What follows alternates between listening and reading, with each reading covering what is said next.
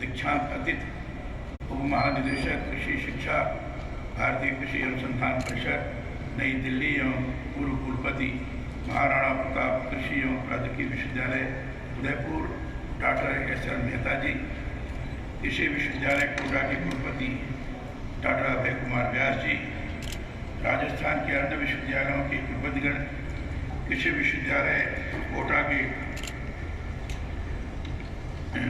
के प्रबंध मंडल और विद्या परिषद के सदस्यगण, निदेशकगण, प्रतिष्ठातागण, अधिकारी एवं कर्मचारीगण, आमंत्रित अतिथिगण, पदक विजेता व उपाधि प्राप्त करने वाले विद्यार्थी, अभिभावकगण, मीडिया के मेरे साथियों, छायाकार बंधुओं, प्रदेश के हड़ौती अंचल में स्थित कोटा देश भर की शिक्षा नगरी ही नहीं है, बल्कि औद्योगिक रूप से भी अत्यधिक समृद्ध है।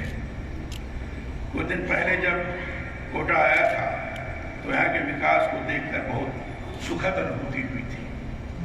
भारतीय संस्कृति नदी संस्कृति है। इसी संस्कृति में पावन चंबल नदी के किनारे बसे कोटा में रिवर फ्रंट और ऑक्सीजन पार्क के अंतर्गत जो विकास कार्य हुए वह बेहद महत्वपूर्ण है। मुझे इसलिए भी यहाँ आकर अच्छा लगा कि भारतीय संस्कृति से जुड़ी परंपराओं को सहजते हुए आधुनिक विकास को यहाँ गति देने का प्रयास किया गया है। मैं मानता हूँ कि जिस सुनियोजित तरीके से कोटा के विकास को गति दी जा रही है, उससे आने वाले समय में यह स्थान विश्व पर्यटन मानचित्र पर भी अपनी विशेष उपस्थिति दर्ज करेगा। ऐसे विकास की ओर अग्रसर कोटा में आपके विश्वविद्यालय के इस 6वें दीक्षांत समारोह में उपस्थित होकर मुझे अत्यधिक प्रसन्नता की अनुभूति हो रही है। मैं दीक्षांत समारोह के लिए आप सभी को बहुत बधाई और शुभकामनाएं देता हूँ। विशेष रूप से उन विद्यार्थियों के लिए मेरी स्वस्थ कामना है जिन्होंने आज पदक और उपाधियाँ प्राप्त की हैं। आज कुल स्वर्ण पदक 23 दिए गए, जिसमें छात्र 9 प्राप्त किए और छात्राएं 14 प्राप्त की। छात्रों का 39% रहा और छात्राओं का 61% रहा। ये बहुत ही शुभ लक्षण है, शुभ दिशा की तरफ ये संकेत है। छात्राएं अधिक परिश्रमशील होकर स्वर्ण पदक प्राप्त कर रही हैं। ये निश्चित रूप से मैं समझता हूँ भविष्य की दृष्टि से बड़ा ही उत्तम स्वरूप है। जो विद्या वाचस्पति प्राप्त हुए हैं 7 दिए गए हैं, जिसमें 4 छात्र हैं और 3 छात्राएं हैं। 57% छात्रों ने प्राप्त की है और 43% छात्राओं ने प्राप्त की है। मैं जहाँ भी जिन विश्वविद्यालयों में दीक्षांत समारोह में जा रहा हूँ,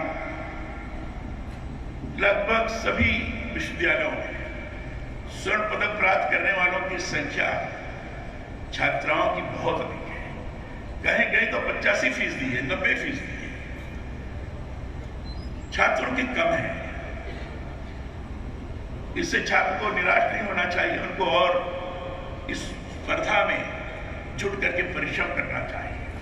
मैं समझता हूं कि स्पर्धा मानकर अगर जुटकर परिश्रम करेंगे, पढ़ाई करेंगे, तो भी अधिकाधिक स्वर्ण पदक प्राप्त करके एक अच्छी स्थिति का निर्माण कर सकते हैं। लेकिन मैं कह सकता हूं कि छात्राओं का इस तरीके से आगे बढ़ना नए भारत के निर्माण की दिशा में शुभ संकेत है। निश्चित रूप से जहां भी नारियां आगे बढ़ी हैं, जिन जिन क्षेत्रों में गई हैं, उन्होंने अपनी अग्रणी भूमिका का निर्वहन किया है। और जब नारियां अग्रणी भूमिका का निर्वहन करती हैं, तो मैं निश्चित रूप से कह सकता हूं उस समाज में, उस देश में सकारात्मकता का वास होता है, सकारात्मक पक्ष आगे बढ़ता है और निश्चित रूप से वहां की प्रोन्नति को कोई रोक नहीं सकता है। मैंने कहा भी गया है, यत्र नारी पूजन्ते रमन्ते तत्र देवता। मैं इसका अर्थ लगाता हूं कि जहां नारियों को सम्मान दिया जाता है, वहां पॉजिटिविटी रहती है, निगेटिविटी का समापन होता है। और पॉजिटिविटी रहती है तो वहीं पवित्रता रहती है, और जहां पवित्रता रहती है वहां देव वास होता है, देवताओं का वास होता है। इसीलिए संबोधन इस बात को कहा गया है। यह भारत के लिए बड़ा शुभ संकेत है। दीक्षांत समारोह शिक्षा का अंत नहीं बल्कि नए रूप में आरंभ है। तैत्तिरीय उपनिषद में शिक्षा समाप्ति पर समावर्तन संस्कार का उल्लेख मिलता है। यह वह समय होता है जब विद्यार्थी विश्वविद्यालय में अर्जित ज्ञान को जीवन व्यवहार में उपयोग में लेना सीखता है। इसीलिए दीक्षांत समारोह विद्यार्थी के सीखे हुए ज्ञान के साथ नवजीवन के आरंभ का उत्सव है।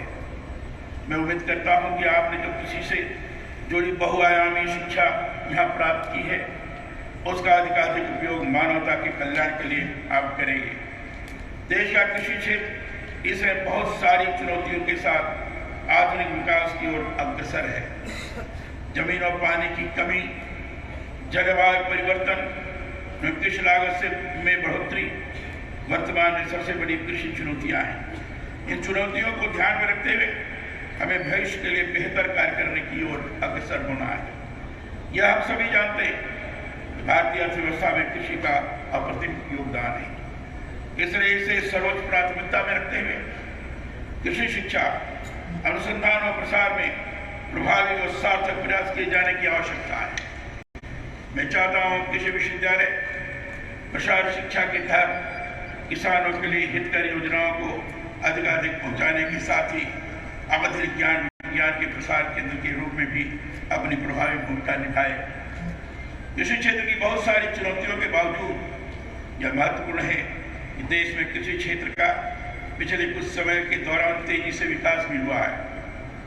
कृषि उत्पादों के सकल निर्यातक के रूप में भी इधर अपनी हमारे देश की नई पहचान बनी है।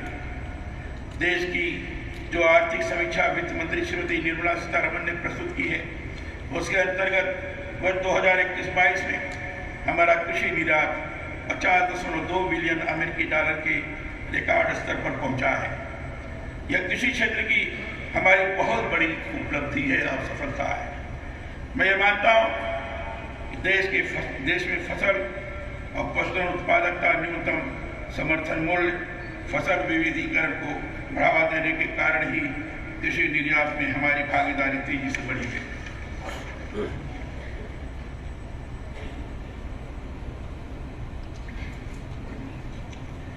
मैं चाहता हूं कृषि शिक्षा के अंतर्गत भविष्य में ऐसे प्रयास किए जाएं जिनसे कृषि पैदावार को गुणात्मक रूप में बढ़ाने के साथ ही बागवानी और जैविक खेती को प्रोत्साहित करने की ओर किसानों का अधिक से अधिक रुझान हो। मैं समझता हूं प्रसार शिक्षा के तहत हमारा प्रयास यह होना चाहिए कि किसानों की आय तो बढ़े ही उनकी कृषि पैदावार में भी विविधता का समावेश हो। इसके लिए चेतना जगाने की आवश्यकता है। भारत विश्व में जैविक खेती की संख्या में सबसे आगे है। हाल के सर्वेक्षण के अनुसार 2021-22 तक जैविक खेती के तहत 44.3 लाख और 59.1 लाख हेक्टेयर रकबा लाया गया है। जैविक और प्राकृतिक खेती रसायन और कीटनाशक मुक्त खाद्यान्न और फसलें उपलब्ध कराते हैं। इससे जमीन के स्वास्थ्य को बेहतर बनाकर पर्यावरणीय प्रदूषण भी कम किया जाता है। कृषि क्षेत्र में अंधाधुंध रसायनों के प्रयोग ने भूमि की उर्वरा शक्ति को निरंतर कम किया है। कीटनाशकों और रसायनों के प्रयोग से मिट्टी की वहन शक्ति क्षीण हो रही है। ऐसे में यह जरूरी है कि कृषि शिक्षा के अंतर्गत प्राकृतिक खेती के लिए प्रभावी वातावरण बने। यह बहुत महत्वपूर्ण है। भारतीय प्रयासों से आज पूरे विश्व में मोटे अनाजों पर चर्चा प्रारंभ हुई है। अभी हमारे श्री मेहता जी ने भी इस संबंध में अपनी बात कही है। उद्बोधन के अंतर्गत मोटे अनाजों के बारे में भी आपने बात प्रस्तुत किया है। भारत के प्रधानमंत्री श्री नरेंद्र मोदी की पहल पर मोटे अनाजों के महत्व के परिप्रेक्ष्य में ही संयुक्त राष्ट्र संघ ने वर्ष 2023 को मोटा अनाज वर्ष मनाने की घोषणा की है। यह बात गौर करने की है कि हमारे यहाँ आरंभ से ही मोटे अनाज की संस्कृति रही है। ज्यादातर लोग खाने में ज्वार, बाजरा, रागी, सावा आदि मोटे अनाजों का उपयोग करते रहे, पर धीरे धीरे लोगों ने मोटे अनाजों को अपनी थाली से दूर कर दिया, जिससे आज बहुत सारी पोषण संबंधी समस्याओं के साथ ही मानव स्वास्थ्य पर भी विपरीत असर हो रहा है। पोषण की समस्याओं से निजात पाने के लिए भारतीय पहल पर आज पूरे